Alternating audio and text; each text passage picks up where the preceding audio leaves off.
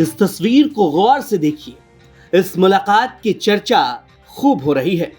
बिहार की सियासत में ये एक ऐसी मुलाकात है जिसकी चर्चा लाजमी भी है। सियासत के गलियारे में इस मुलाकात की बात खूब हो रही है। मुख्यमंत्री नीतीश कुमार के बेटे निशांत कुमार और बीजेपी के कद्दावर नेता डिप्टी सीएम सम्राट चौधरी की मुलाकात।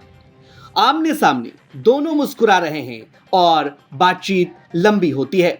निशांत कुमार, जो अब तक राजनीति से खुद को दूर रख रहे थे, अचानक सियासत के बड़े पर्दे पर आने की तैयारी हो रही है और राजनीतिक विश्लेषक मान रहे हैं कि निशांत जल्द ही राजनीति में एंट्री करेंगे।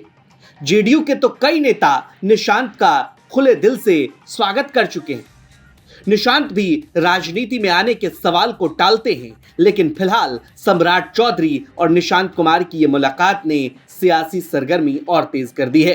हालांकि मुलाकात एक निजी कार्यक्रम के दौरान मुलाकात है, लेकिन सम्राट चौधरी के बगल में नीतीश कुमार के बेटे निशांत का बैठना और सियासत ना होना ऐसा संभव ही नहीं था। दोनों नेता जब मिले तो आपस में मुस्कुराकर बातचीत करते दिखे। नीतीश कुमार के बेटे निशांत की राजनीतिक सक्रियता बढ़ने की बात इन दिनों खूब हो रही है।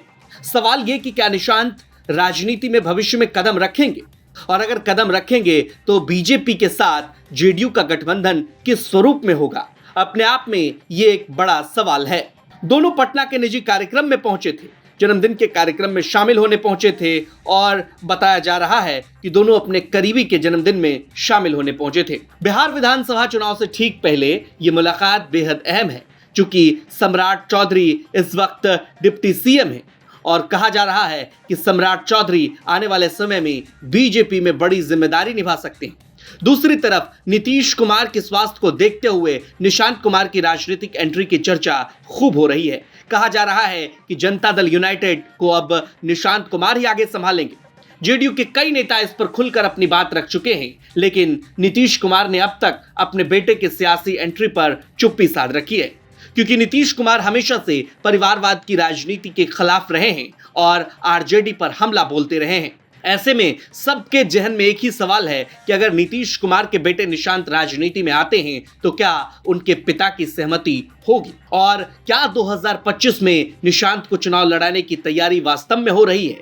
लिहाजा यही वजह है कि निशांत राजनीतिक कार्यक्रमों में भी दिख रहे हैं, निशांत निजी कार्यक्रम में भी दिख रहे हैं। अक्सर मीडिया से दूरी बनाने वाले निशांत अब मीडिया के सवालों का जवाब देते भी नजर आ रहे हैं। निशांत अपने पिता को दोबारा सीएम बनाने की वकालत पहले भी कर चुके हैं। ऐसे में माना यह जा रहा है कि जब राजनीतिक बयान निशांत खुलकर दे रहे हैं तो राजनीति में आने की संभावना से भला क्यों इनकार किया जा सकता है। पटना से निकेत कुमार की रिपोर्ट आप देख रहे थे। तमाम खबरों के लिए आप देखते रहिए बिहार तक।